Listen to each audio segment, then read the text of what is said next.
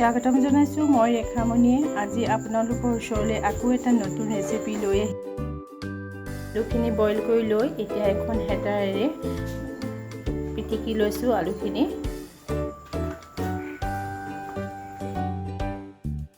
এতিয়া মই পিটিকি থোৱা আলুখিনিত এয়া জিৰা আধা চামুচ, ধনিয়া আধা চামুচ, জলকীয়া গুড়ি আধা চামুচ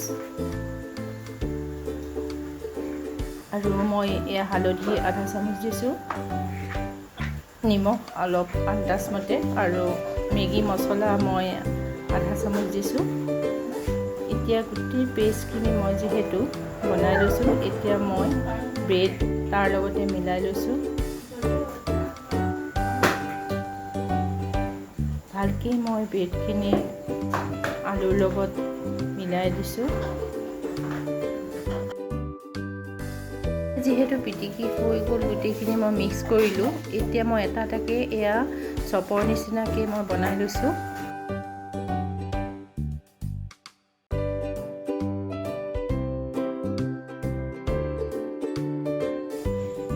এতিয়া এয়া মই ময়দা লৈ লৈছোঁ 5-6 চামুচমান আৰু ইয়াতে মই কৰ্ণফ্লাৱাৰ এচামুচ দিছোঁ। এতিয়া মই অলপ পানী দি মই পেষ্টটো বনাই লৈছোঁ।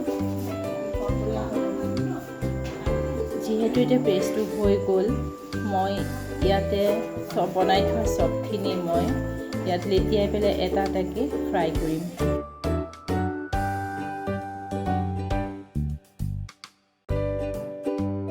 এতিয়া মই এটা এটাকৈ এয়া কৰ্ণফ্লাৱাৰ আৰু ময়দাৰ লগত মিলাই থোৱা পেষ্টটোত মই দি দিছোঁ আৰু এতিয়া মই কেৰাহীত ফ্ৰাই কৰিছোঁ।